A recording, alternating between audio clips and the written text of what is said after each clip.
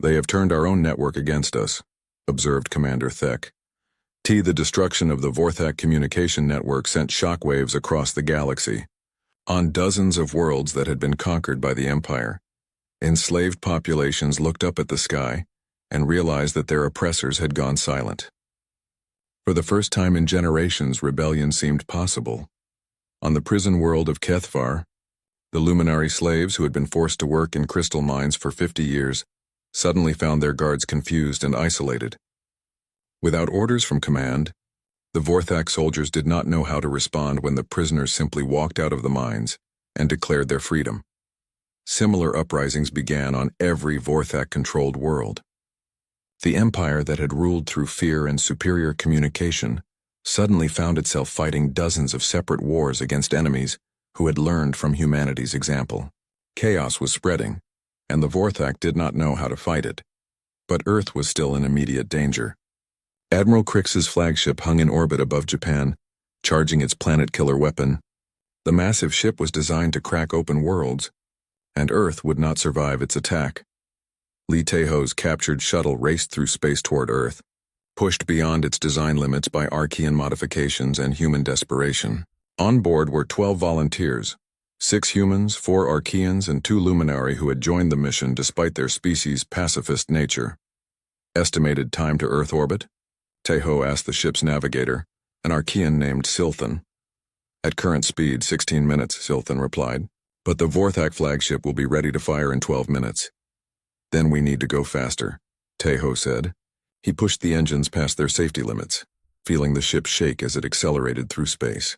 Behind him, his mixed crew of humans and aliens worked together with a coordination that would have been impossible before the war. The humans provided intuitive problem-solving and emotional resilience. The Archeans contributed technical expertise and logical analysis.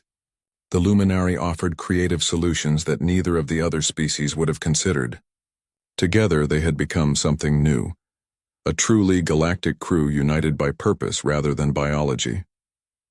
On Earth, Kim Do-hyun was coordinating a desperate ground-based effort to support the space mission. The electromagnetic pulse that had destroyed the Vorthak network had also damaged some human systems, but the Resistance had backup plans. They always had backup plans. All remaining surface-to-orbit weapons target the Vorthak flagship, Do-hyun ordered through the emergency communication network. We cannot penetrate their shields, but we can distract them. Missile batteries that had survived the initial invasion opened fire. Ancient nuclear weapons left over from Earth's wars were launched from hidden silos. Even civilian rockets were loaded with explosives and sent toward the alien ship. None of these weapons could seriously damage the flagship, but they created a cloud of debris and explosions that forced Krix to activate his defensive systems. Every second of delay gave Taeho's team more time to reach the battle. In the Vorthak Command Center, Admiral Krix watched the primitive human weapons explode harmlessly against his shields. But he was troubled by reports from across his empire. Communication with other fleets was sporadic at best. Some worlds had gone completely silent. How widespread is this network failure? Krix asked Commander Thek. Unknown, sir. The quantum virus appears to be spreading through entangled communication links. We may have lost contact with up to 70% of our forces. Krix felt a cold fear in his stomach. The Vorthak Empire had been built on superior technology and coordinated tactics. Without the communication network, his forces were just scattered groups of soldiers with advanced weapons. They were still dangerous, but they were no longer an empire. The planet killer will be ready in 8 minutes, reported the weapons officer. Shall we proceed with the bombardment? Krix hesitated. Destroying Earth would eliminate the source of the virus, but it would also destroy the only species that might be able to repair the damage to his network. The humans had somehow turned Vorthak technology against itself. Perhaps they could also reverse the process. But before Krix could decide, new alarms began sounding throughout the ship. A small vessel was approaching at incredible speed, somehow penetrating the flagship's sensor network without being detected until the last moment. Impossible, Krix said. Our sensors are the most advanced in the galaxy.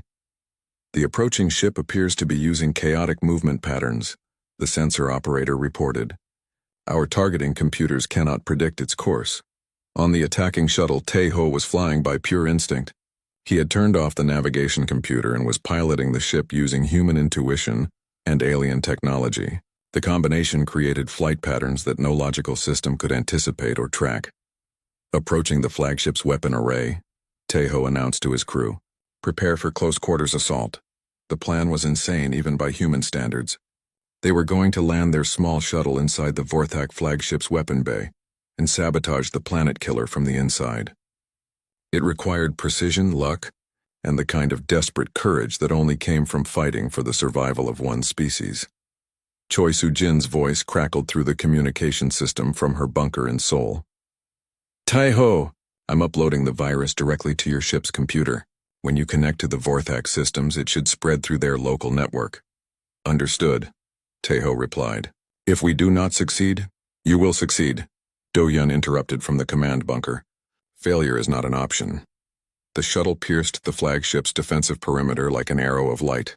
Vorthak interceptors tried to shoot it down, but Tejo's chaotic flying made him impossible to target. He spun and twisted through space, following patterns that made sense only to human intuition. Inside the Vorthak flagship, Yoon Hyun-woo was still trapped in the command center. But the confusion caused by the approaching shuttle gave him an opportunity. When the guards were distracted by battle station's alarms, he quietly activated his hidden communication device. "Tejo, this is Hyun-woo. The Planet Killer's control center is on Deck 7, Section 12. But be warned, Crix has set up a trap. He knows you are coming." The warning came just in time. As Tejo's shuttle penetrated the flagship's landing bay, Vorthak soldiers opened fire from prepared positions. But the human crew was ready for a fight.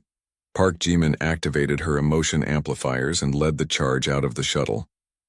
The electromagnetic interference from her enhanced fear and anger disrupted Vorthak neural implants throughout the landing bay. Suddenly, the aliens' enhanced reflexes became slower than human reactions. "For Earth!" Ji-min shouted, and the mixed crew of humans and aliens fought side by side against their oppressors. The battle inside the flagship was unlike anything the galaxy had ever seen. Humans using chaotic tactics fought alongside logical Archeans and creative Luminari against enhanced Vorthak soldiers whose technology was failing them. Energy weapons flashed in the metal corridors as two different philosophies of warfare clashed in the heart of the enemy ship. Tejo led a strike team toward the Planet Killer's control center while the others held the landing bay. But as they advanced through the ship's corridors, they encountered increasing resistance. Crix had indeed prepared a trap. Motion sensors ahead warned Silthan, the Archean navigator. At least 20 Vorthak soldiers in defensive positions. "Then we go around," Tejo said. But when they checked alternate routes, they found more soldiers waiting. Crix had anticipated logical tactical thinking and blocked all the obvious approaches to the control center. That was when the Luminari crew member, a young engineer named Naya, made a suggestion that changed everything. "What if we do not go around or through?" Naya asked. "What if we go where they do not expect?" She pointed to a maintenance shaft that led directly up through the ship's superstructure. It was too small for Vorthak soldiers but perfectly sized for the smaller bodies of humans and their allies. "The shaft leads directly to the Planet Killer's power core," Naya explained. "If we can introduce Soo-jin's virus at that level, it will spread through all the weapon systems simultaneously." It was a desperate plan, but it was also completely illogical from a military perspective. That made it perfect for confusing Vorthak defenders who expected rational tactical decisions. Tejo's team crawled through the maintenance shaft while battle raged throughout the rest of the ship. Below them, they could hear Crix shouting orders to his troops, trying to coordinate a defense against an enemy that refused to follow predictable patterns. They reached the power core just as the Planet Killer weapon finished charging. Through the transparent metal walls, they could see Earth hanging in space below them, beautiful and vulnerable. In minutes, the blue world would be nothing but scattered debris. "Upload the virus now," Tejo ordered. Naya connected Soo-jin's modified computer system to the Vorthak power core. The virus that had already destroyed their communication network began spreading through the flagship's internal systems. But this time, Soo-jin had made improvements based on what she had learned from the first attack. The new virus did not just disrupt Vorthak technology, it inverted it. Weapons designed to destroy became tools of creation. Communication systems meant to spread orders beg. The countdown to Operation Disconnect had begun. In hidden bunkers across Earth, resistance fighters made final preparations for the most important battle in human history.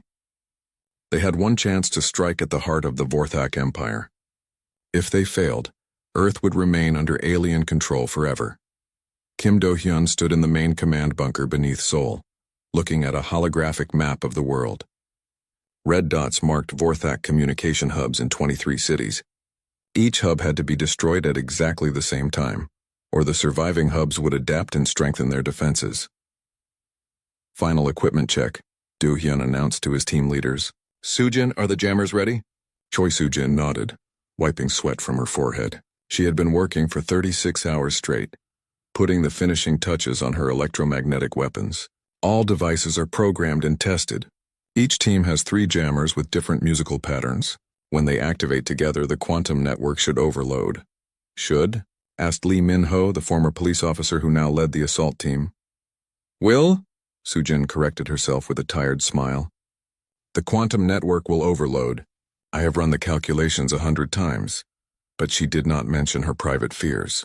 The calculations were based on limited data about Vorthak technology. If she had made any mistakes, the operation would fail and many good people would die. On Mars, Lee Tae-ho was preparing for his own mission. The red planet housed the primary Vorthak communication relay for the entire solar system. Destroying it would cut off the invasion force from their home fleet. But the Mars facility was the most heavily defended target in the operation. Tae-ho's team was a mix of human resistance fighters and volunteer Archean technicians. The aliens could not fight directly, but they could provide technical support and equipment operation. It was a compromise that satisfied their treaty obligations while still helping the human cause. The facility has energy shields that can stop conventional weapons, explained Noktar, an Archean engineer.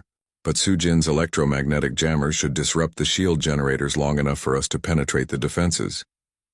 How long? Tae-ho asked. Perhaps 5 minutes. Maybe less, Tae-ho nodded grimly. 5 minutes to fight through Vorthak defenses and destroy the most important target in the solar system. It would be the longest 5 minutes of his life. In Tokyo, Yoon Hyun-woo was playing his most dangerous game yet. As a trusted translator and cultural advisor, he had access to the Vorthak command center. His job was to provide intelligence and sabotage from the inside when the operation began. But Admiral Crix was suspicious. The Vorthak commander had noticed patterns in the recent resistance activities. The humans were coordinating too well, sharing information too quickly. Someone was feeding them intelligence from inside the Vorthak command structure. Summon the human translator. Crix ordered his aide. I have questions for him. Hyun-woo entered the command center trying to look calm, but his heart was racing. In 6 hours, Operation Disconnect would begin. He had to stay undercover until then, or the entire plan would collapse. You have served us well, Crix said, studying Hyun-woo with his cold, alien eyes. Your insights into human behavior have been valuable. But I wonder, how can you understand your own species so well, yet remain loyal to us? Because I am a realist, Hyun-woo replied carefully. Humans cannot win against superior technology. The wise choice is to serve the winning side. It was a performance worthy of an actor. Hyun-woo had to make Crix believe that he had truly betrayed his own species.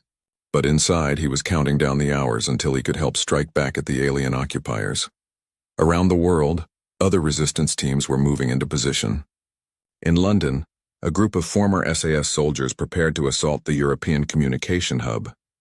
In New York, engineers and computer specialists got ready to hack into the North American relay station. Similar teams were positioned in Moscow, Beijing, Mumbai, Sydney, and 15 other cities.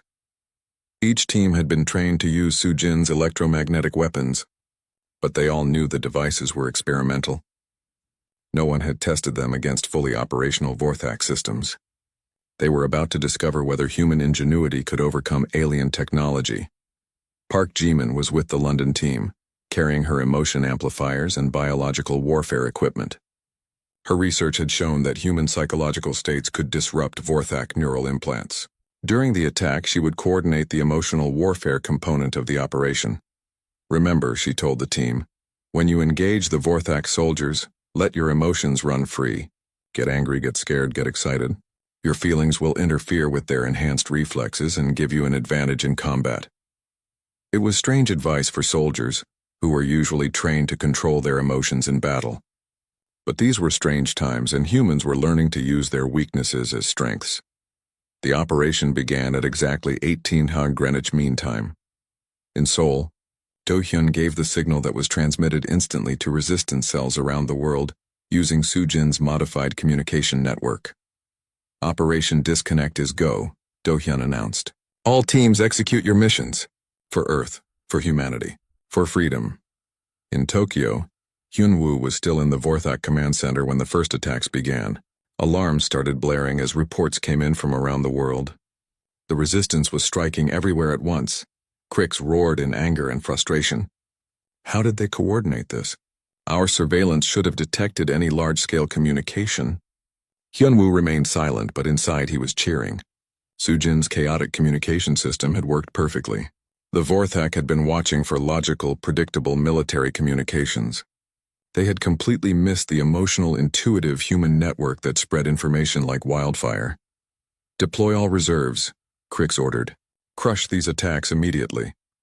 But when Crix tried to send orders to his scattered forces, he discovered that something was wrong with the communication network. His commands were delayed, distorted, or lost entirely.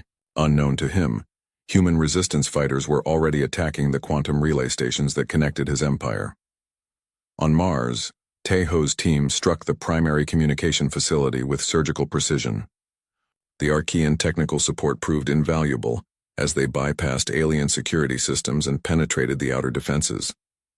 Soo-jin's electromagnetic jammers created just enough interference to drop the energy shields. 5 minutes, Taeho reminded his team as they fought their way through corridors filled with Vorthak soldiers. We have 5 minutes before they adapt. The battle was fierce but brief. Human chaos tactics confused the Vorthak defenders, who expected organized military assault patterns. Instead, they faced resistance fighters who attacked from unexpected angles, used unconventional weapons, and seemed to make decisions based on pure instinct rather than tactical doctrine. Taeho reached the central communication array with 30 seconds to spare. He placed Soo-jin's most powerful jammer directly on the quantum processor core and activated it using a musical pattern based on a Korean folk song his grandmother had taught him. The effect was immediate and spectacular. The quantum network began oscillating wildly as the ordered alien technology tried to process the chaotic human input.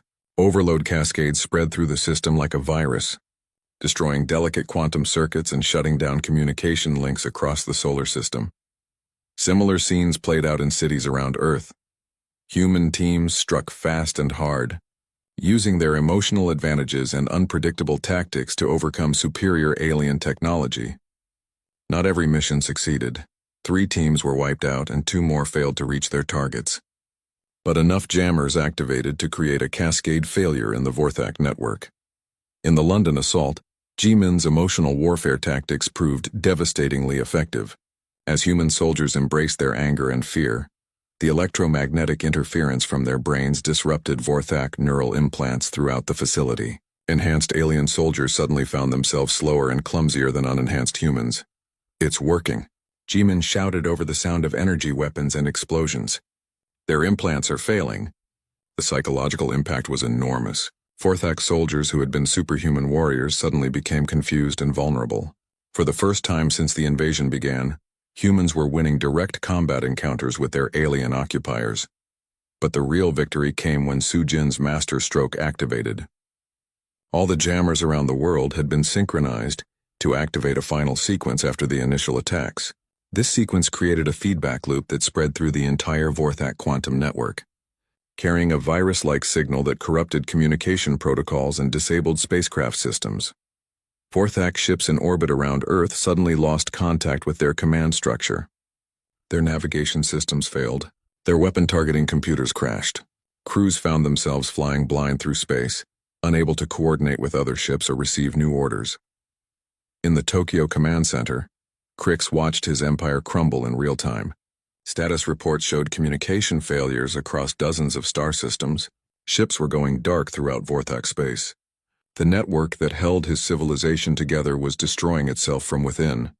How is this possible? Crix demanded. Our technology is centuries ahead of theirs. Humans may be more resourceful than the Vorthak expect, In my experience, 3 months after the invasion began, Earth looked like a different world. The Vorthak had conquered most major cities, but they were learning that conquering and controlling were two different things. Humans refused to accept defeat. In every occupied city, resistance movements grew stronger each day. Kim Do-hyun crouched in the abandoned subway tunnels beneath Seoul. The underground had become a maze of hidden bases, weapon caches, and secret communication networks. Above ground, Vorthak soldiers patrolled the streets with their advanced sensors, but below ground belonged to the humans. "Report," Do-hyun said to his team leaders gathered around a makeshift table. "The Vorthak are having trouble with the subway attacks," said Lee Min-ho, a former police officer. "Every time they send patrols down here, we hit them from 3 directions and disappear. They cannot map our tunnel system." "Good," Do-hyun said. "What about supplies?" "Choi Soo-jin's team has captured 3 more alien weapons," said another fighter. "She says she can modify them by tomorrow." Do-hyun smiled. Soo-jin had become their secret weapon. Every piece of Vorthak technology she studied made the human resistance stronger. The aliens designed their equipment to be logical and predictable. Soo-jin made it chaotic and human. In her hidden laboratory, Soo-jin was working on her latest project. She had learned that Vorthak weapons used quantum processors to aim and fire. These processors calculated the most efficient way to hit targets, but Soo-jin had introduced human intuition into the system. Her modified weapons did not always aim for the most logical target. Sometimes they fired randomly. Sometimes they waited for the perfect moment based on the operator's emotions. The Vorthak could not predict when or where these weapons would fire, which made them nearly impossible to defend against. "Chaos is our advantage," Soo-jin said to her assistant, Park Young-sik. "The aliens think in straight lines. We think in circles, loops, and spirals." She activated her latest creation, a communication device that used Vorthak technology, but operated on human networking principles. Instead of sending information in logical patterns, it spread messages like gossip. The Vorthak monitoring systems could not track or block it because it did not follow any consistent pattern. "Test it," Soo-jin said. Young-sik activated the device and sent a simple message. "The sun rises in the east. Within minutes." Resistance cells across Seoul had received the message, along with dozens of variations, jokes, and additions that other humans had attached to it. The Vorthak intercepted thousands of these messages, but they could not understand the real meaning. To their logical minds, humans seemed to be sharing random thoughts about weather, food, and daily life. They did not realize that each message contained coded instructions for resistance operations. On the other side of the world, Park Ji-min was working in a secret laboratory in the mountains of Switzerland. After escaping from Europa, she had been recruited by an international group of scientists studying alien biology and technology. Ji-min had made an important discovery. The Vorthak were not just technologically advanced, they were biologically enhanced. Each soldier had neural implants that connected them to their command network. These implants made them faster, stronger, and more coordinated than natural Vorthak. But the implants had a weakness. They operated on specific electromagnetic frequencies. Ji-min had found that human brain patterns, especially during emotional stress, naturally generated interference on those same frequencies. "Look at this," Ji-min said to her research partner, Dr. Rodriguez. She showed him brain scans of human soldiers during combat. "When humans get angry or scared, our neural activity creates electromagnetic noise that disrupts Vorthak implants." "You mean our emotions can damage their technology?" Rodriguez asked. "Not damage, but confuse," Ji-min explained. "A Vorthak soldier near an angry human will experience delays and errors in their neural network. Their enhanced reflexes become slower than normal reflexes." This discovery led to the development of emotion amplifiers, devices that boosted the electromagnetic output of human brains during stress. Human soldiers wearing these devices could literally think their way past Vorthak defenses. Meanwhile, in space, Lee Tae-ho was learning about galactic politics. The Archean collective had listened to his story with interest, but they were reluctant to intervene directly. They had treaties with the Vorthak that prevented open warfare. "We cannot send our military to fight the Vorthak," explained Councillor Zelnun, the leader of the Archean government. "But we can provide humanitarian aid." "What kind of aid?" Tae-ho asked. Medical supplies, communication equipment, defensive systems, Zelnan said carefully. Things that could be used for protection rather than attack. Teho understood. The Archeans wanted to help without officially breaking their treaties. It was not everything he had hoped for, but it was something. Velthar had also been busy. He had contacted the other non-Vorthak species and shared his data about human adaptability and resistance tactics. The Luminari, a peaceful species that valued creativity, were fascinated by human problem-solving methods. The Zephyrians saw potential trading partners who could offer unique perspectives on technology and strategy. The galaxy is watching, Velthar told Tyho. If humans can prove they can resist the Vorthak, other species will support you. But you must show that you can survive on your own first. Back on Earth, Yoon Hyunwoo was playing a dangerous game. He had been captured during the initial invasion and was being held in a Vorthak detention center in Tokyo. But instead of trying to escape, he had convinced his captors that he could be useful as a translator and cultural advisor.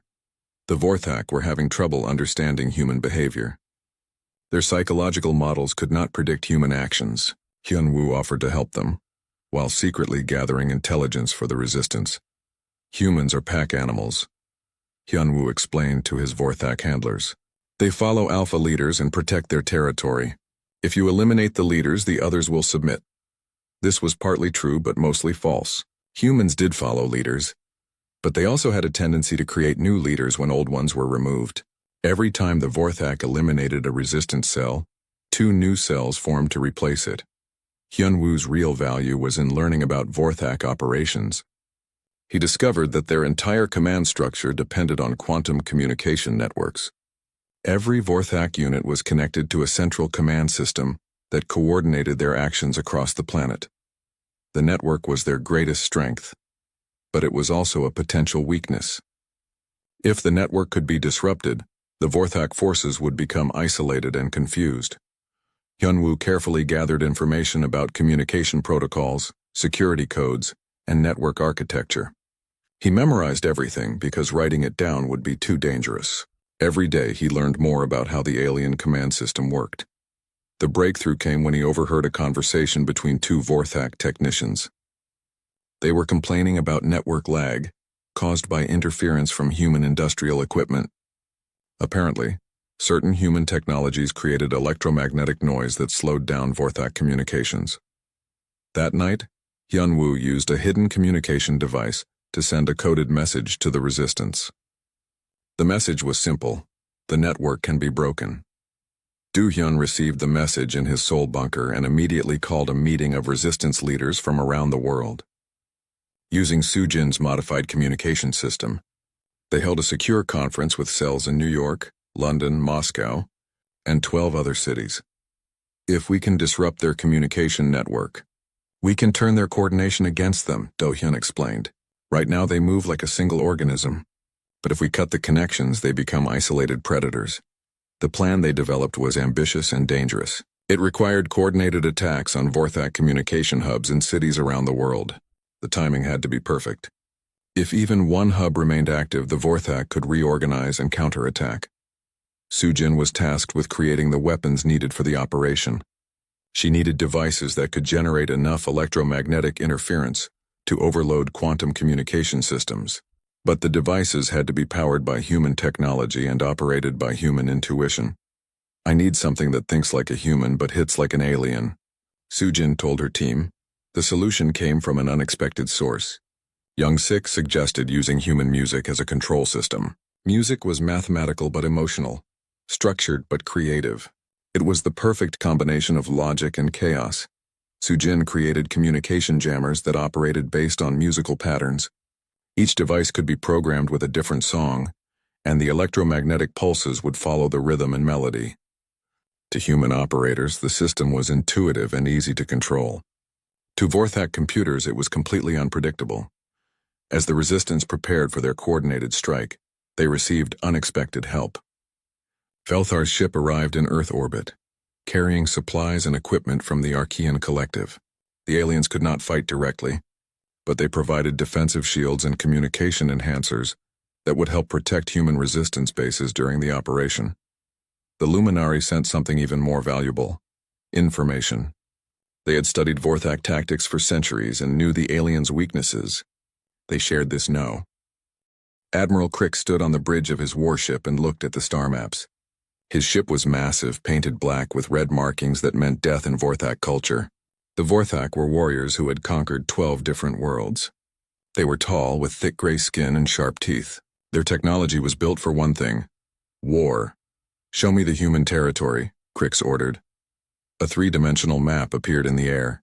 It showed the solar system where Earth was located.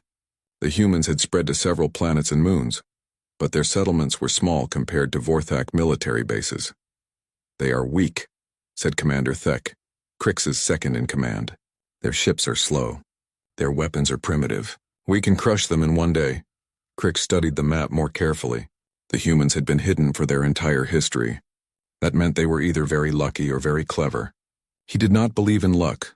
"Never underestimate an unknown enemy," Crix said. "But you are right. We must attack before they learn about us and prepare defenses." Meanwhile, Li Teho was on Velthar's ship, trying to understand what he had gotten himself into. The alien scientist was excited about meeting humans, but he was also worried. He knew how the galaxy worked. When new species were discovered, they usually became part of one of the four major powers. Sometimes this happened peacefully, sometimes it did not. "I must take you to my leaders," Velthar told Teho. "They will want to meet with your people and establish formal contact." "That sounds good," Teho said. But something in Velthar's voice made him nervous. "Is there something I should know?" Velthar was quiet for a moment. "The galaxy is not always a peaceful place," he finally said. "Some species prefer to conquer rather than negotiate. On Europa, one of Jupiter's moons, Dr. Park Jimin was working late in her laboratory. She was a xenobiologist, a scientist who studied life forms from other worlds. But since no aliens had ever been found, she mostly studied Earth life that might survive on other planets. Jimin was looking at bacteria samples when the emergency alarms started blaring. Red lights flashed in her lab. The computer announced, "Unknown ships approaching. All personnel to emergency stations." Jimin ran to the main control room and looked at the screens. 3 ships were coming toward Europa. They were moving fast and did not respond to communication attempts. The ships looked like nothing humans had ever built. They were angular and dark with weapon ports glowing red. "Are those?" Jimin started to ask. "Aliens," said the station commander. "And they don't look friendly." The Vorthak strike had begun. Crix had decided to hit the outer human colonies first. This would test human defenses and create fear. If the humans surrendered quickly, the conquest would be easy. If they fought back, the Vorthak would learn about human tactics. The 3 Vorthak ships opened fire on Europa Station without warning. Energy beams cut through the station's shields like they were made of paper. Explosions shook the facility. People screamed and ran for escape pods. Jimin grabbed her research data and followed the evacuation procedures. But as she ran through the corridors, she saw something that made her stop. One of the Vorthak energy beams had hit the laboratory next to hers. The wall was melted and she could see the burn patterns. The energy signature was unlike anything in human science. But Jimin was a scientist, and even in the middle of an attack, her curiosity was stronger than her fear. She quickly took readings with her portable scanner before running to the escape pods. On Earth, the news of the attack on Europa created panic. World leaders held emergency meetings. The military prepared for war. But everyone knew the truth. Humanity was not ready to fight aliens with superior technology. Kim Do-hyun was in his apartment in Seoul when the news broke. He was a former military strategist who now worked as a security consultant. He watched the news reports and felt his old training kick in. The aliens had made a mistake by attacking Europa first. They had given Earth time to prepare. Do-hyun's phone rang. It was his old commander from the Korean military. "We need you," the commander said. "The president is forming a defense council. We need people who understand asymmetric warfare." "Asymmetric warfare," Do-hyun repeated. "You mean guerrilla tactics?" "Exactly. If these aliens are as advanced as they seem, we cannot fight them in traditional battles. We need to be creative." Do-hyun packed his bags. As he left his apartment, he looked up at the sky. Somewhere up there, alien ships were coming to invade his world. But Do-hyun had spent his career studying how small forces could defeat larger ones. David had beaten Goliath before. Maybe humans could do it again. The Vorthak fleet moved through the solar system like a dark tide. After Europa, they attacked the mining stations on Ceres and the research outpost on Titan. Each attack was swift and overwhelming. Human defenses were crushed within hours. But Crix noticed something strange. The humans did not surrender. Even when their stations were destroyed, they kept fighting. They used escape pods as weapons, ramming them into Vorthak ships. They detonated fuel depots to damage Vorthak landing craft. Some humans even put on spacesuits and attacked Vorthak soldiers with hand weapons. "They are insane," Commander Thek said after the third attack. "They cannot win, but they keep fighting."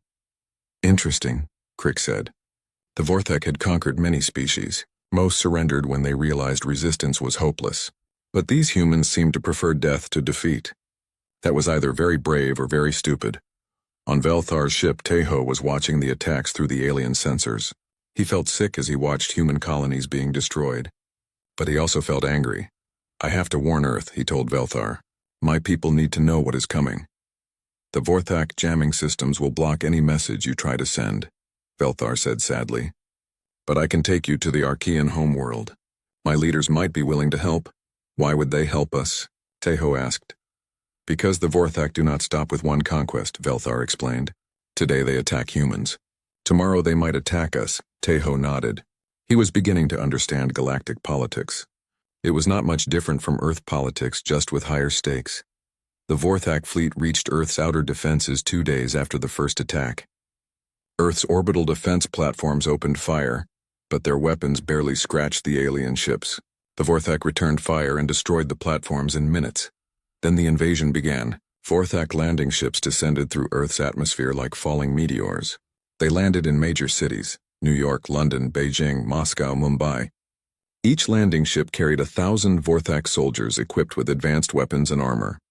The initial battle was a massacre. Human military forces fought bravely. But their weapons were centuries behind Vorthak technology. Tanks were destroyed by handheld energy weapons. Fighter jets were shot down by alien aircraft that moved like impossible dreams. But then something unexpected happened. The humans adapted. Do-hyun was in a bunker beneath Seoul when the Vorthak landed in the city center. He watched the battle through security cameras and saw human soldiers learning to fight the aliens. They stopped trying to win direct battles. Instead, they used hit-and-run tactics. They attacked supply lines. They hid in buildings and struck when the aliens were not expecting it.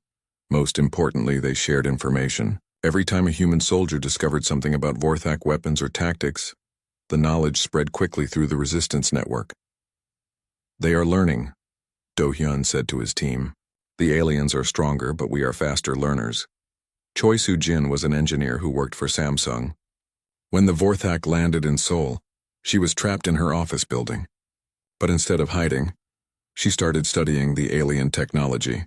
When a Vorthak soldier was killed in the street below, she used a drone to bring pieces of his equipment to her lab. The alien technology was incredibly advanced, but Soo-jin noticed something important. It was designed for Vorthak physiology and thinking patterns. The aliens were logical and methodical. Their technology expected users to be the same way, but humans were not logical. Humans were chaotic, emotional, and unpredictable. Soo-jin realized that this might be an advantage, not a weakness. She started modifying the alien equipment, introducing random elements and emotional decision-making into the control systems. The results were crude but effective. Her modified weapons behaved in ways the aliens could not predict or counter. On the Vorthak command ship, Crix was receiving reports from the invasion force. The conquest was proceeding, but not as quickly as expected. Human resistance was fierce and unpredictable. "They fight without logic," Commander Thek reported. "Our tactical computers cannot predict their movements. They sacrifice strategic positions to save civilians. They waste ammunition on hopeless attacks. They do not follow any military doctrine, we understand." Crick studied the battle reports. Human behavior made no sense from a military perspective, but it was effective. The chaotic human tactics were slowing down the Vorthak advance. "Perhaps," Crick said slowly, "we have underestimated these humans." Far from Earth, Velthar's ship was approaching the Archean homeworld. Tejo sat in the observation deck, watching the beautiful crystal cities of the alien planet grow larger. He was humanity's first ambassador to the stars, but his world was being conquered while he was away. "Do not lose hope," Velthar said, sitting beside him. The stars looked different from up here. Lee Taeho pressed his face against the small window of his cargo ship and watched the endless black space filled with tiny lights. He had been flying cargo runs for 3 years now, but the view never got old. His ship, the Seoul Express, was old and loud, but it got the job done. Today he was carrying medical supplies to the mining station on Titan. Taeho was once a soldier in the Korean Special Forces. He fought in small wars on Earth and learned how to survive when things went wrong. But space was peaceful. No wars, no fighting, just long trips between planets and moons. It was boring, but safe. The ship's computer made a beeping sound. Something was wrong with the engine. Taeho looked at the red lights on his control panel and felt his stomach drop. The quantum drive was overheating. If it failed out here, he would be stuck in space with no way to call for help. Not today, he said to himself and started working on the controls. But the engine got worse. More red lights appeared. The ship started to shake. Far away on a ship that looked like a giant crystal, Velthar was doing his daily work. He was a scientist from a race called the Archean Collective. His people were old, much older than humans. They had been exploring space for thousands of years. Velthar's job was to watch empty parts of the galaxy and look for new things to study. For the past few months, he had been seeing strange energy readings from a part of space that should be empty. His instruments showed patterns that looked almost like technology, but that was impossible. This sector had been mapped long ago. Nothing lived here except rocks and gas clouds. Velthar had gray skin and 4 arms. His eyes were large and black, and he could see types of light that humans could not. He was very curious about the strange readings. Today they were stronger than ever. The Seoul Express shook harder. Taeho tried everything he knew, but the engine was dying. He had to make an emergency landing somewhere, but there were no planets nearby. Just a big cloud of gas and dust called a nebula. It was dangerous to go in there, but he had no choice. As his ship flew into the nebula, the quantum drive finally broke. The Seoul Express lost power and started floating in space. Taeho activated his emergency beacon. It sent out a signal asking for help, but he knew no human ships were close enough to hear it. The beacon's signal traveled through space in all directions. Most of it was lost in the empty dark, but some of it reached Velthar's crystal ship. Velthar had been drinking his morning tea when his instruments went crazy. Energy readings spiked across all his screens. The signal was coming from inside the nebula, and it was definitely technology, but not any technology he knew. Impossible, Velthar said in his musical voice. The Archean Collective had detailed maps of every intelligent species in the galaxy. There were only 4 races: the Archeans, the peaceful Luminari, the trading Zephyrians, and the aggressive Vorthak Empire. Everyone else had been discovered and catalogued centuries ago, but this signal was different. It used principles of quantum physics, but in a way he had never seen. Someone was out there, and they were not on any of his maps. Velthar made a decision that would change everything. He turned his ship toward the nebula. The Seoul Express was getting cold. Taeho put on his emergency suit and checked his air supply. He had maybe 6 hours before he would run out of oxygen. The ship's backup power could keep life support running for a little longer, but not much. He was looking out the window when he saw lights moving through the nebula. At first he thought they might be natural phenomena like space lightning. But the lights were moving in patterns, getting closer. Something was coming toward him. The crystal ship appeared out of the gas cloud like a dream. It was beautiful and strange, covered in lights that pulsed like a heartbeat. Taeho had never seen anything like it. It was clearly not human technology. First contact, he whispered to himself. This was the moment every human had wondered about. Are we alone in the universe? The answer was flying toward him right now. Velthar's ship extended a mechanical arm and grabbed the Seoul Express gently. Air-filled tubes connected the 2 ships. Velthar put on his environmental suit and prepared to meet whoever was inside the strange vessel. When the airlock opened, both beings stared at each other in shock. Taeho saw a tall gray figure with 4 arms and huge black eyes. Velthar saw a short, pink creature with only 2 arms and tiny eyes. Hello? Taeho said in English, then tried Korean, then the few words he knew in Chinese and Japanese. Velthar's translation device picked up the sounds and started working on the patterns. Within minutes, it had learned enough to create basic communication. Hello, Velthar's device said in a mechanical voice. What are you? I am human, Taeho replied. I am from Earth. Earth? Velthar's device repeated. This word is not in my database. What sector is Earth in? Tejo gave him the coordinates. Velthar checked his star maps and felt a shock of disbelief. Those coordinates pointed to a region that his people had marked as empty space for over 1,000 years. That is impossible, Velthar said. We have surveyed that area many times. There is nothing there. There is everything there, Tejo said. My planet has 8 billion people. We have colonies on 12 worlds. We have been exploring space for over 100 years. Velthar was quiet for a long time. If this creature was telling the truth, then everything the galactic community believed was wrong. They were not alone. They had never been alone. How many of you are there? Velthar asked. Humans, billions. We live on many worlds. No, Velthar said. How many intelligent species like yours? I don't understand, Tejo said. You are the first alien I have ever met. We thought we were alone. The two beings looked at each other across the gap between worlds. Each had lived their entire lives believing their species was unique. Now they learned that the galaxy was much more crowded than either had imagined. Velthar made another decision that would change history. He activated his long-range communicator and sent a message to the Archean Collective. The message was simple but earth-shaking. 5th intelligent species discovered. Designation human. Homeworld Earth population billions. They have been hiding in the empty sector for their entire history. The message traveled across space at faster-than-light speed, reaching the collective's homeworld in hours. From there, it spread to the other known species. The Luminari responded with excitement.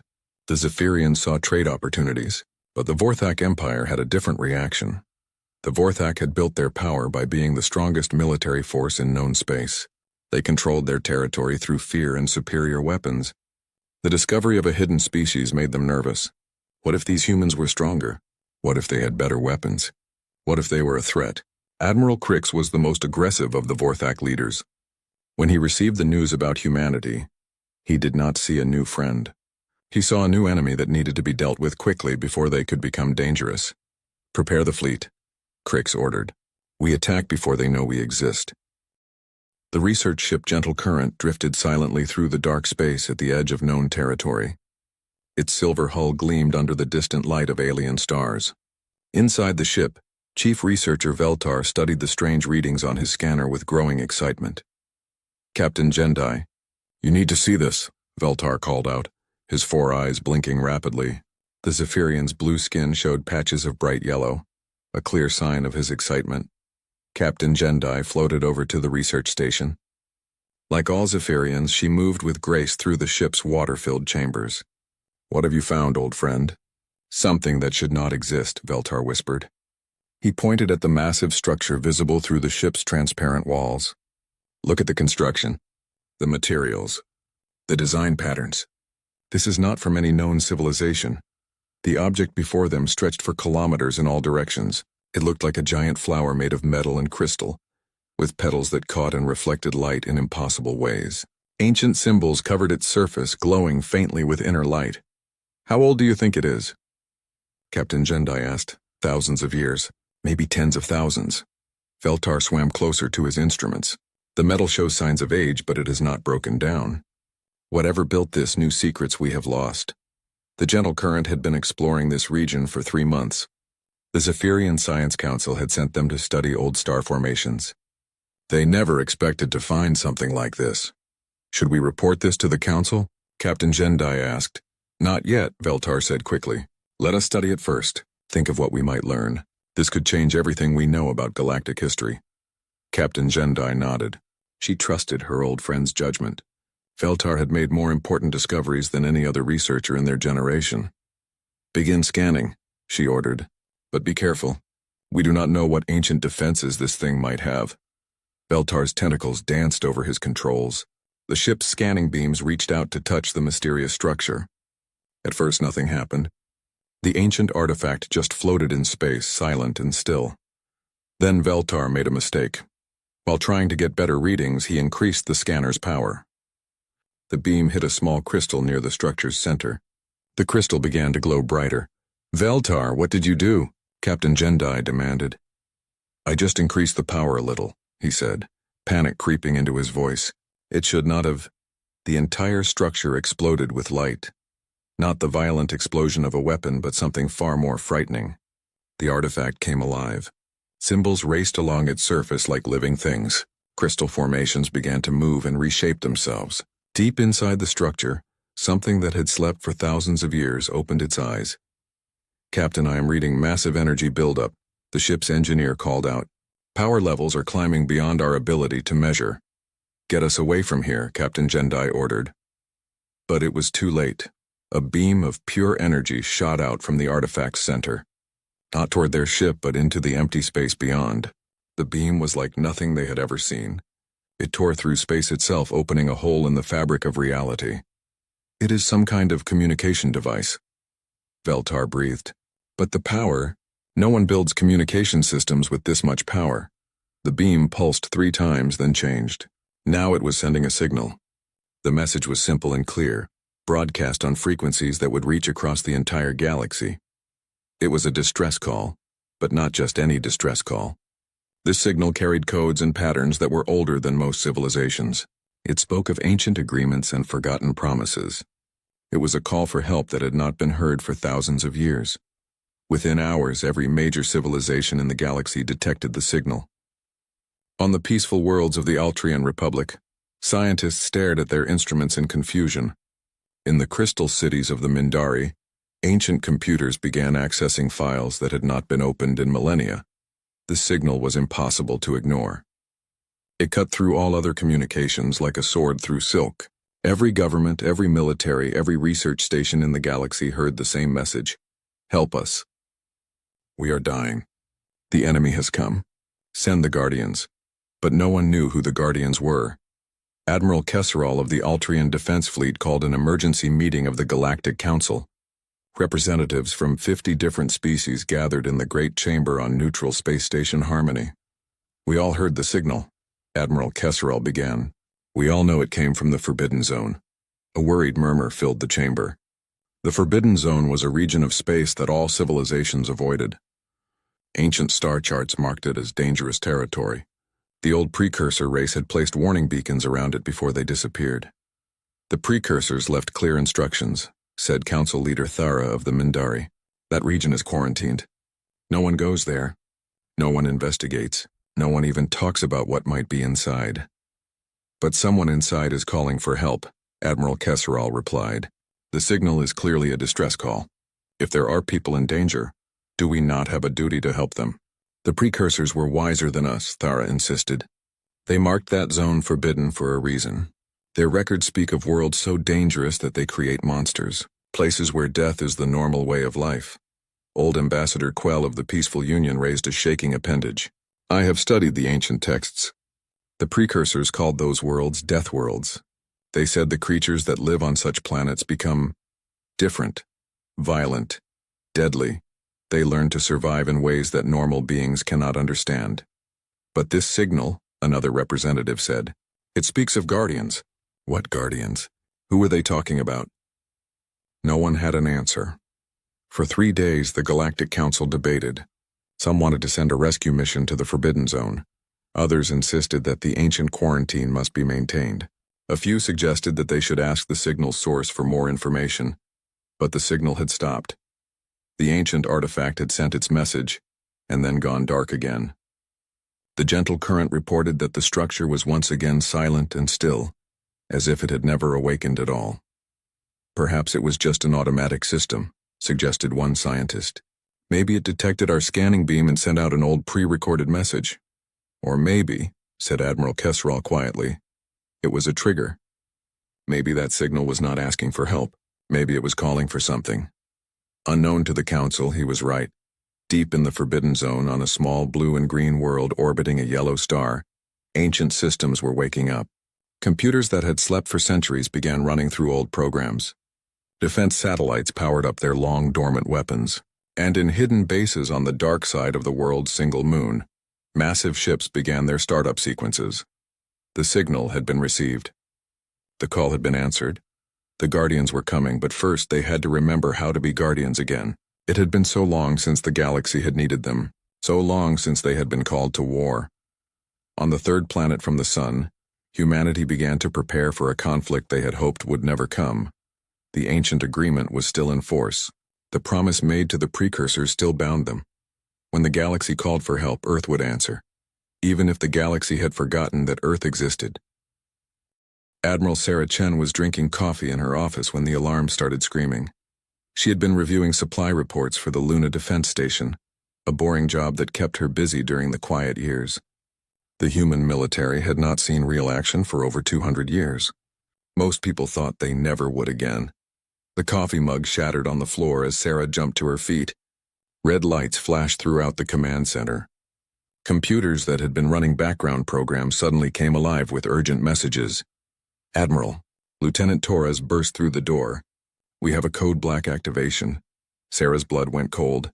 Code Black was the highest military alert level. It meant that the ancient precursor beacon had been triggered. It meant that somewhere in the galaxy someone was in serious trouble. Are you certain? She asked, grabbing her uniform jacket. Yes, ma'am. The beacon in Antarctica activated 15 minutes ago. The signal came from outside the solar system. Someone sent the old distress codes. Sarah ran toward the command center, her mind racing. She had trained for this moment her entire career, but she never really believed it would happen. The galaxy had been peaceful for so long. The command center was chaos. Officers ran between stations while screens displayed information faster than human eyes could follow. But these were not ordinary officers. They were the descendants of Earth's greatest warriors, trained since childhood for a war that might never come. Report, Sarah barked as she entered. The signal originated from grid reference Zeta 77, Major Kim said, reading from her display. That puts it right at the edge of known space. The message used the old precursor emergency codes. What did it say? Standard distress call. Send the Guardians. The signal stopped after 3 transmissions. Sarah stared at the star map on the main screen. Zeta 77 was far from Earth, but well within range of the human fleet. If someone there needed help, humanity could reach them. But first she had to make sure Earth was ready for war. Activate the Deep Space Fleet, she ordered. All ships, all crews. I want them ready to launch within 72 hours. Ma'am, Lieutenant Torres said carefully. Most of the crew families don't even know the fleet exists. The ships have been in automated storage for decades. Then it's time they learned, Sarah replied. Send activation orders to all reserve personnel. Full mobilization. This is not a drill. The next 3 days changed everything on Earth. Hidden bases across the solar system began waking up. On Europa, massive shipyards that had been dark for 50 years suddenly blazed with light. Robot systems began pulling warships out of storage and running them through complete overhauls. These were not the ships of a peaceful civilization. The human fleet had been designed by a species that understood war. Each vessel carried weapons that could destroy entire cities. Their armor could withstand attacks that would vaporize normal spacecraft. Most importantly, they were built to adapt and survive. Captain Marcus Webb reported to the dreadnought Terra's Wrath with mixed feelings. His family had served on the ship for 3 generations, but he had never expected to take command during an actual war. Status report, he said as he entered the bridge. All systems online, Captain, his first officer replied. Weapons charged, engines ready, crew complement at full strength. We can launch on your order. Marcus nodded. Around him, officers worked at stations designed for combat. Every screen showed tactical information. Every system had backup systems and backups for the backups.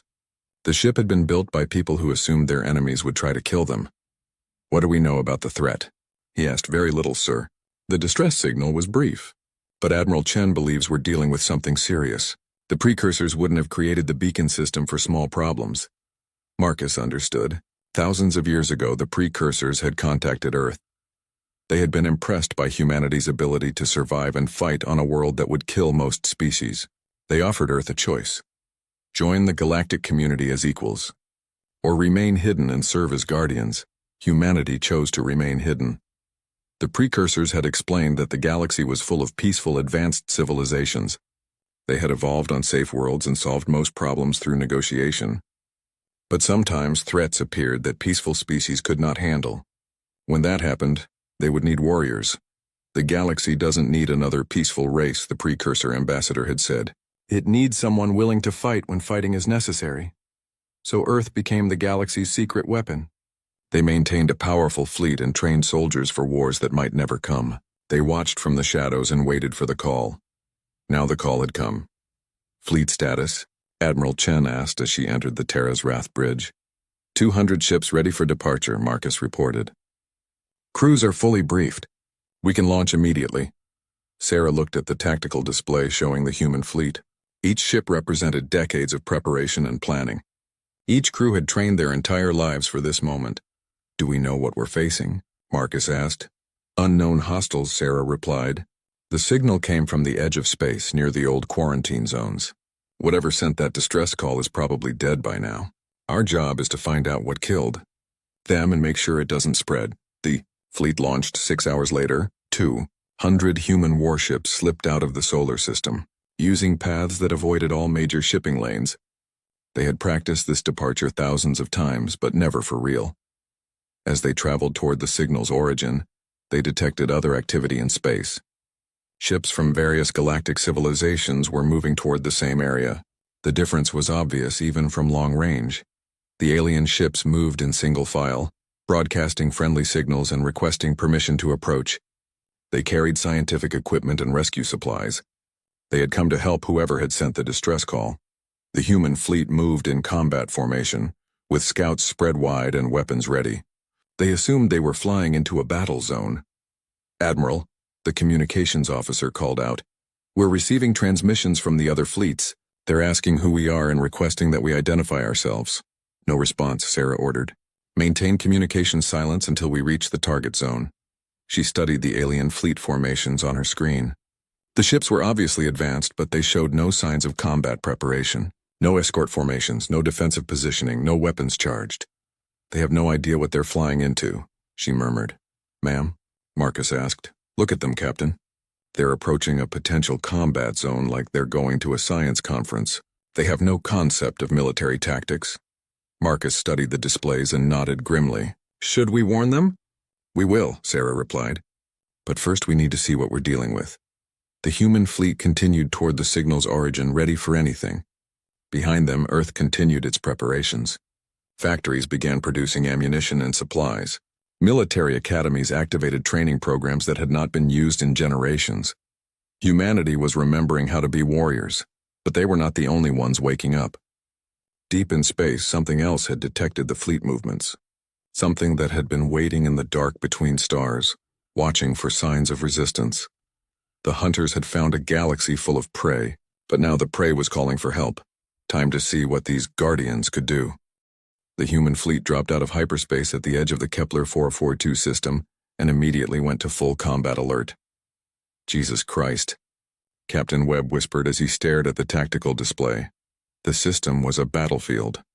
Debris from destroyed ships floated in clouds around the star. But worse than the wreckage were the ships that were still intact. Massive biomechanical vessels that looked like they had been grown rather than built. "Count them," Admiral Chen ordered from the command bridge. "Over 300 hostile vessels," the tactical officer reported. "They're surrounding the fourth planet. Long-range scans show extensive surface bombardment in progress." Sarah studied the readings with growing horror. The planet below had been home to a peaceful Zephyrian colony. Now it was dying. The alien ships were systematically destroying every city, every settlement, every sign of life. "What are those things?" Marcus asked, pointing at the strange vessels on screen. The enemy ships defied easy description. They were organic-looking, with hulls that seemed to pulse and breathe. Tentacle-like appendages extended from their sides, and they moved through space like living creatures swimming through water. "Unknown design," the science officer reported, "but I'm reading massive life signs from each vessel. These aren't just ships. They're alive." "Admiral," the communications officer called out, "I'm picking up transmissions from the planet's surface. Emergency broadcasts from the colony. Put it through." The bridge speakers crackled with static, then cleared to reveal a terrified Zephyrian voice. "This is Colony Administrator Velnus on Kepler 442d. We are under attack by unknown hostiles. They appeared without warning 6 days ago. Our defenses are gone. The city shields are failing. They're taking our people. Please, anyone who can hear this, send help. They're taking our people alive." The transmission cut to static. "How many colonists?" Sarah asked. "Colony records show 8 million Zephyrians," the intelligence officer replied. "Current life sign readings from the planet. Maybe 2 million left." Sarah felt a cold rage building in her chest. 6 million people dead or captured in 6 days. These weren't soldiers or warriors, they were farmers, scientists, artists. Peaceful people who had never hurt anyone. Fleet positions? She asked. The other galactic rescue fleets are holding position at the system's edge, Marcus reported. They seem to be trying to negotiate with the hostiles. On the long-range scanners, Sarah could see the alien ships, Altrian, Mindari, and others. They were broadcasting on all frequencies, trying to establish communication with the attackers. They had been doing this for hours without success. The bioships are ignoring them completely, the communications officer added. It's like they don't even recognize the signals as attempts at communication. Because they're not here to talk, Sarah realized. They're here to hunt. She opened a channel to the entire human fleet. All ships, this is Admiral Chen. We have hostile forces engaged in what appears to be systematic extermination of civilian populations. Rules of engagement are weapons-free. Priority targets are any vessels threatening civilian evacuation sites. Secondary targets are command ships. Tertiary targets are anything that moves. Admiral, Captain Webb said quietly.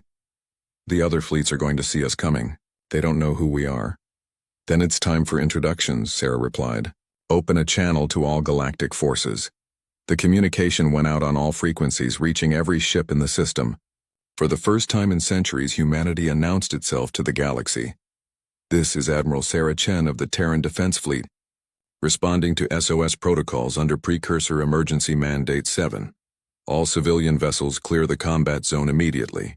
Military vessels maintain current positions and await orders. We are assuming operational command of this rescue mission. The response was immediate chaos. Dozens of alien voices filled the communication channels, all talking at once. Some demanded to know who the humans were. Others wanted to know what gave them the right to take command. A few simply asked what a Terran was. Sarah ignored them all. Fleet advance, she ordered. Combat formation Delta. Target the ships closest to the planet first. The human fleet moved forward like a weapon of war. 200 ships in perfect formation. Their approach calculated to maximize firepower while minimizing exposure to enemy weapons. The bioships detected the new arrivals and turned to face them. For the first time since the attack began, they stopped their bombardment of the planet. They're curious about us, Marcus observed. Maybe they've never seen our ship designs before. Let's give them a closer look, Sarah replied. All ships fire when ready. The human fleet opened fire. It was not like the space battles shown in entertainment programs. There were no dramatic explosions or glowing energy beams. Human weapons were designed for one purpose: to kill the enemy as efficiently as possible. Kinetic projectiles moving at significant fractions of light speed slammed into bioship hulls. Nuclear warheads detonated against organic armor. Particle beams cut through living tissue like surgical tools. 6 bioships died in the first salvo. The enemy response was immediate and violent. The organic vessels launched clouds of smaller creatures, living missiles that swarmed toward the human fleet like angry insects. Point defense systems active, weapon officers reported across the fleet. Engaging hostiles. Automated guns tracked and destroyed the living missiles before they could reach the human ships. The bioships tried launching more, but the human point defense was too effective. They're not used to fighting disciplined opponents, Sarah observed. Look at their formation. They're bunched together like they expect their enemies to run. She was right. The bioships had positioned themselves to surround and overwhelm scattered opponents. They had no experience fighting an enemy that advanced in formation and concentrated their fire.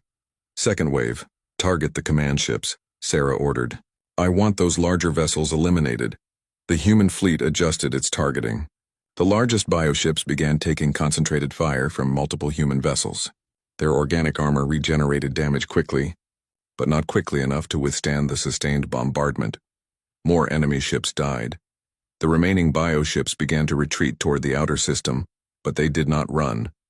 Instead, they regrouped into a tighter formation and began advancing again. They're learning, Marcus warned. Look at that approach pattern. They're trying to minimize our targeting advantages. Good, Sarah replied. That means they're intelligent. Intelligence can be predicted. She opened a channel to the fleet. All ships prepare for close engagement. These things want to fight up close. Let's accommodate them. The 2 fleets closed to knife-fighting range.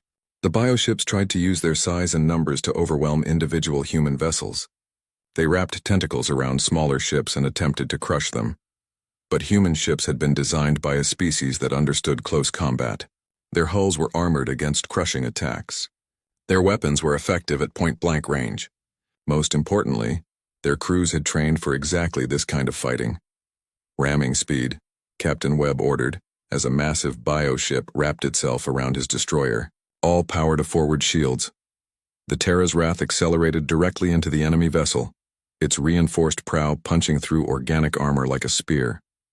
The bioship convulsed and released its grip, blue fluid streaming from the wound. Similar battles raged throughout the system. Human ships used tactics that the bioships had never encountered. They fought as a coordinated unit, supporting each other and covering their flanks. The battle lasted 3 hours. When it ended, over 100 bioships floated dead in space. The rest had retreated to the outer system, maintaining their distance from the human fleet. "Damage report," Sarah requested. 15 ships with moderate damage, came the reply. "No total losses. Casualties are minimal." Sarah nodded with satisfaction. The human fleet had faced an unknown enemy and won decisively. But the victory felt incomplete. "What about the planet?" she asked. "Still detecting 2 million life signs," the science officer reported.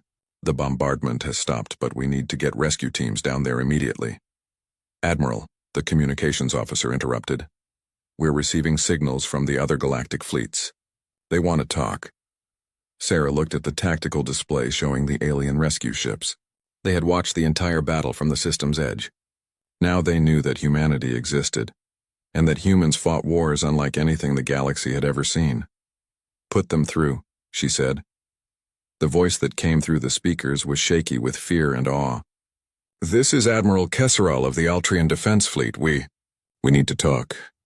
Admiral Sarah Chen stood in the main conference room of the space station Harmony, facing representatives from 43 different galactic civilizations. The room was designed for peaceful negotiations, with soft lighting and comfortable seating. It had never hosted a war council before. "The creatures you fought are called Devourers," explained Ambassador Quell, his elderly frame shaking as he spoke. "We found references to them in the oldest precursor archives. They come from outside our galaxy, seeking new hunting grounds." Sarah studied the holographic display showing Devourer ship movements across 3 star systems. "How long have they been here?" "We estimate 6 months," replied Admiral Kesseral of the Altrian fleet. "They appeared suddenly in the outer territories and began systematic attacks on isolated colonies." "Why didn't you fight back?" asked Captain Webb, who sat beside Sarah. The alien representatives exchanged uncomfortable looks. Finally, Council Leader Thara of the Mindari answered, "We tried. Our ships were inadequate. The Devourers destroyed our defense fleets easily. We focused on evacuation instead." Sarah understood. These civilizations had evolved beyond warfare. Their ships were designed for exploration and trade, not combat. When faced with real military threat, they had no effective response. "How many colonies have been lost?" she asked. 17 confirmed. Admiral Kesseral replied quietly. "With a total population of nearly 60 million beings." The number hit Sarah like a physical blow. 60 million people dead because no one had been able to stop these creatures. She thought about Earth's history, about wars fought to protect much smaller numbers of innocent lives. "Where are they now?" "Here," said Thara, updating the holographic display. Red markers appeared across a dozen star systems. Intelligence suggests they're using captured civilians as food sources for their bioships. The ships actually grow larger as they consume more material. Captain Webb's face went pale. "They're using people as fuel?" "We believe so," Thara confirmed. "Each attack makes them stronger. If this continues, they will eventually be powerful enough to threaten the core worlds." Sarah stood and walked to the display. She studied the attack patterns, noting how the Devourers moved from system to system. There was a clear strategy at work. They're not just feeding, she realized. They're mapping our defenses, learning our capabilities. This is reconnaissance in force. "What do you mean?" Admiral Kesseral asked. "Look at the pattern," Sarah explained, pointing to the red markers. "They hit isolated colonies first, then move inward. Each attack teaches them something new about galactic military response. They're preparing for a larger invasion." The room fell silent as the implications sank in. We estimate the main force will arrive within 6 months, Sarah continued. Based on the growth rate of their bioships and the pattern of attacks, they're building up strength for an assault on the core worlds. Then we must evacuate, said Ambassador Quell. Move our populations to safer regions of space. There are no safer regions, Sarah replied bluntly. These creatures will follow you wherever you go. Running will only delay the inevitable. Then what do you suggest? Thara demanded. Sarah turned to face the assembled representatives. We fight. We hit them hard, fast, and without mercy. We make them understand that this galaxy is defended. With what forces? Admiral Kesrel asked. Your fleet is impressive, but 200 ships cannot patrol the entire galaxy. Then we build more ships, Sarah said simply. And we teach your people how to fight. The next 6 weeks changed the galaxy forever. Human engineering teams arrived at shipyards across dozens of worlds. They brought weapon designs, armor specifications, and tactical manuals that most civilizations had never imagined. The blueprints were simple by human standards but revolutionary to peaceful species. These designs are so aggressive, said Chief Engineer Keltar as he studied the plans for retrofitting Zephyrian ships. Every system has multiple redundancies. The armor is 3 times thicker than our normal specifications. Dr. Zara Okafor, the human fleet's xenobiologist, worked alongside him. Your ships are built for efficiency and comfort, she explained. Ours are built to survive someone trying to kill us. There's a difference. The retrofitting program was just one part of Sarah's larger strategy. Human tactical officers worked with alien crews, teaching them combat formations and engagement protocols. They learned how to coordinate fire, how to protect each other's flanks, and how to fight as a unit instead of individual ships.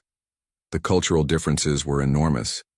Most galactic species saw war as a failure of diplomacy. Humans saw it as an extension of diplomacy by other means.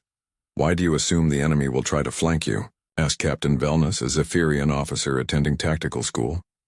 Because that's what I would do, replied Major Thompson, the human instructor. Always assume your enemy is as smart as you are, and plan accordingly. Meanwhile, the Devourers continued their attacks. But now they faced organized resistance. The battle for the Arcturus colony showed the difference human training made. When the Devourers arrived expecting another easy victory, they found a combined fleet of human and Altrian ships waiting for them. The bioships tried their usual swarming tactics, but the Allied fleet fought in coordinated formation. Altrian ships provided long-range fire support, while human vessels engaged at close range. When the Devourers attempted to surround individual ships, they found themselves caught in crossfires from multiple directions. Target their larger vessels first, Sarah commanded from the Terra's Wrath. Force them to spread out. The battle lasted 4 hours instead of the usual one-sided slaughter. When it ended, the Devourers had lost 30 ships while the Allies lost only 6. More importantly, they had prevented the bioships from reaching the planet's surface. But the victories came with moral costs. Admiral, Dr. Okafor reported after examining captured Devourer biomatter. I've confirmed our worst fears. These ships are powered by consuming intelligent life. Each vessel contains thousands of processing chambers. The discovery led to difficult decisions. When human forces surrounded a damaged Devourer ship, they faced a terrible choice. The vessel contained both the enemy crew and hundreds of captured civilians being used as fuel. We can't let it escape, Sarah said grimly. If it reaches the main fleet, those people will die anyway, and it will return stronger. There has to be another way, protested Admiral Kesrel. We can't just murder those civilians. We're not murdering them, Sarah replied. We're ending their suffering. Sometimes that's the only mercy you can offer. The human fleet destroyed the bioship. 600 civilians died to prevent thousands more from suffering the same fate. The incident created tensions within the Alliance. Some species questioned human methods, arguing that the ends didn't justify the means. Others began to understand that war required hard choices. You make decisions that we cannot make, Thara told Sarah after another controversial engagement. Is this why the precursors chose your species as guardians? Probably, Sarah admitted. We've learned to live with necessary evils. Your people haven't. That's not a criticism, it's just different survival strategies. As the weeks passed, the Alliance grew stronger. More species contributed ships and crews to the defense effort. They learned human tactics and adopted human weapons. Most importantly, they learned to think like warriors instead of victims. The Devourers noticed the change. Their attacks became more cautious, more calculated. They began avoiding systems with strong defenses and focusing on isolated targets. They're adapting, Captain Webb observed during a strategy meeting. Our tactics are forcing them to evolve. Good, Sarah replied. Adaptation takes time and resources. Every day they spend learning our methods is another day we have to prepare. She pulled up a star chart showing the galaxy's core regions. Intelligence reports suggest the main invasion force is massing in dark space beyond the rim. Conservative estimate, 10,000 bioships. The number was staggering. Even with all their preparations, the Allied fleet numbered fewer than 1,000 vessels. How do we fight those odds? Admiral Kesserel asked. Sarah smiled grimly. We don't fight them. We make sure they can't get here in the first place. She highlighted a point on the star chart where multiple hyperspace routes converged. The Devourers are using an artificial portal to bring their forces into our galaxy. If we can destroy it, we trap their advance forces here and prevent reinforcements from arriving. That's a suicide mission, Captain Webb said quietly. The portal will be heavily defended. Yes, Sarah agreed. But it's the only way to end this war before it consumes the entire galaxy. The room fell silent as everyone contemplated the implications. They were talking about a desperate assault against impossible odds, with the fate of billions hanging in the balance. When do we attack? Admiral Kesserel asked finally. Sarah looked around the room at representatives from dozens of species, beings who had learned to fight for their survival. 6 months ago, they had been helpless victims. Now they were warriors preparing for the most important battle in galactic history. Tomorrow, she said. We attack tomorrow. The combined fleet assembled at the edge of known space looked like nothing the galaxy had ever seen before. Over 800 ships from 43 different species hung in formation, their hulls bristling with weapons that had been designed by human engineers and built by alien hands. Admiral Sarah Chen stood on the bridge of the Terra's Wrath, watching the final preparations. In 12 hours, they would assault the Devourer portal, a massive structure that the enemy had built to bring their invasion forces into the galaxy. Final ship count? She asked. 817 vessels operational, Captain Webb reported. Crew complement at 96%. All ships report ready for combat. Sarah nodded, studying the tactical display. The fleet was organized into 3 attack groups. Human ships would lead the assault on the portal itself, while Allied vessels provided support and engaged the defending bioships. It was the largest military operation in galactic history. Admiral, the communications officer called out. Incoming message from the Galactic Council. Sarah sighed. The politicians had been trying to stop this mission for days, arguing that negotiation was still possible. They didn't understand that some enemies could not be reasoned with. Put it through, she said. Council leader Thara's image appeared on the main screen, her crystalline features showing deep concern.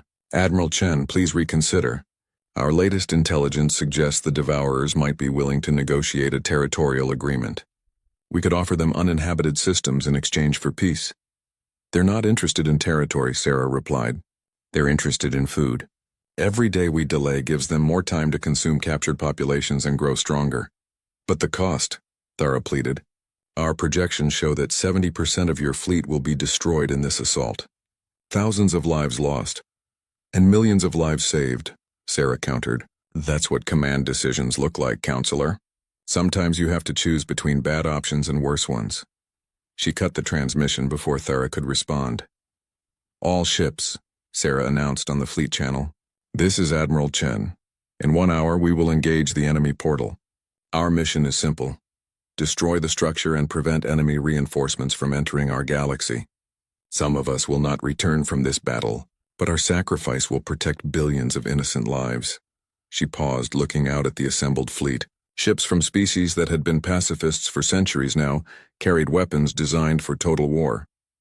The Devourers see us as prey, she continued. Today we show them what happens when prey learns to bite back. All ships prepare for hyperspace jump. The fleet disappeared into hyperspace, heading toward their target. They emerged near the portal in perfect formation, and Sarah immediately understood why the council had been afraid. The structure was enormous, a crystalline ring 50 kilometers in diameter, surrounded by defensive platforms and hundreds of bioships. My God, Captain Webb whispered. How do we fight that? The same way we fight everything else, Sarah replied calmly. One target at a time. Fleet advance, attack formation, Charlie. The human ships moved forward first, their heavy armor and redundant systems allowing them to absorb the initial enemy fire. Behind them came the Allied vessels, their crews applying tactics learned from months of human training. The battle began with long-range exchanges. Human kinetic weapons and nuclear missiles struck the portal's defensive platforms while Devourer bioships launched swarms of living projectiles. The space between the fleets filled with explosions and debris. First attack wave successful, the tactical officer reported. Enemy platforms taking heavy damage, but they're concentrating fire on our lead ships. Sarah watched as the Righteous Fury, a human destroyer, took multiple hits from bioship weapons. Its armor held, but the ship was clearly in trouble. Support vessels, cover the Fury's withdrawal, she ordered. Second wave, begin your attack run. The Altrian ships moved forward, their newly installed human weapons blazing. They had learned well from their teachers, coordinating their fire and supporting each other against enemy counterattacks. But the Devourers were adapting too. The bioships began using new tactics, sacrificing smaller vessels to get their larger ships close to the Allied fleet. When they reached close range, tentacles and boarding pods began attacking human and Allied vessels directly. They're trying to board us, Captain Webb reported as his ship shook under the impact of enemy attachments. Multiple hull breaches on deck 7 through 12. Repel boarders, Sarah ordered. All ships maintain formation and continue the assault. The fighting became desperate as Devourer creatures invaded human ships. But the crews had trained for this too. Human Marines fought the invaders in narrow corridors and sealed compartments, using weapons designed for shipboard combat. Gradually, the Allied fleet fought its way closer to the portal. The massive structure began taking direct hits from human weapons, its crystalline surface cracking under the bombardment. Portal showing structural damage, the science officer reported, but it's still operational. The gateway is still allowing enemy ships through. Even as they watched, more bioships emerged from the portal's center, fresh reinforcements for the Devourer forces. We need to get closer, Sarah realized. Target the portal's power core directly. She opened a channel to the fleet. All ships, final assault. We're going to ram the portal's center and detonate our remaining weapons inside the structure. Admiral, Captain Webb said quietly, that's a suicide run. I know, Sarah replied, but it's the only way to ensure the portal is destroyed. She looked around the bridge at her officers, people she had trained and fought beside for months. They understood what she was asking. Any ship that wants to withdraw may do so, she announced on the fleet channel. This is a volunteer mission. No ships withdrew. The final assault began with the human fleet leading the charge directly at the portal's center. Allied ships provided covering fire, keeping the Devourer defenders busy while the humans made their death run. One by one, human ships broke through the enemy defenses and slammed into the portal structure. The Terra's Wrath was among the last, its hull blazing with enemy fire as it approached the portal's core. All weapons, continuous fire, Sarah ordered. Take us into the center. The ship shook as it penetrated the portal's energy field. Warning alarms screamed as the hull began buckling under impossible stresses, but human engineering held long enough for the ship to reach the structure's heart. Detonate all remaining weapons, Sarah commanded. Now. The Terra's Wrath exploded in the center of the portal, its nuclear warheads and antimatter charges tearing through the structure's core. Other human ships followed, their sacrifices adding to the destruction. The portal collapsed. The massive ring structure imploded, taking hundreds of Devourer ships with it. The gateway that had allowed enemy forces to enter the galaxy was gone forever. Of the 800 ships that had started the battle, fewer than 300 survived. The human fleet was almost completely destroyed, but they had won. 5 years later, Admiral Sarah Chen stood in her office on Harmony Station, looking out at the peaceful space around the former battleground. The portal's wreckage had been cleared away, replaced by a memorial to the crews who had died to save the galaxy. She was older now, her hair showing gray from the stress of command. The war had changed her just as it had changed the galaxy. Admiral, her aide announced, the council representatives are here for the anniversary ceremony. Sarah nodded. Every year, the galactic civilizations gathered to remember the battle and honor the dead. It had become the most important holiday in galactic culture. The ceremony was held in the memorial chamber, where holographic displays showed the names of every ship and crew member lost in the final battle. Representatives from dozens of species laid flowers and offered prayers in their traditional ways. "They died so that we might live," Council Leader Thara said during her speech. "Their sacrifice reminds us that peace is not free. It must be protected by those willing to fight for it." After the ceremony, Sarah walked alone through the memorial corridors. Each wall showed images of the fallen, human faces mixed with dozens of alien species. They had all learned to be warriors in the end. "Any regrets?" a familiar voice asked behind her. Sarah turned to see Dr. Zara Okafor, now the head of the Galactic Defense Research Institute. Her old friend had survived the war and dedicated her life to making sure the galaxy would be ready for the next threat. "About the war? No," Sarah replied. "About the price?" Every day, they walked together through the memorial halls, past displays showing the rebuilt colonies and the new defense fleets that now patrolled galactic space. "The galaxy is safer now," Zara observed. "Every major species maintains a real military. The peacekeeping academies are training thousands of officers. We'll never be caught unprepared again." "But we're not the same people we were before," Sarah said quietly. "The galaxy has learned to fight. I wonder sometimes if that's a good thing." They stopped before a display showing the current state of galactic civilization. Trade flourished under the protection of combined defense fleets. Science and art continued to advance, but now every merchant ship carried weapons and every colony had fortified shelters.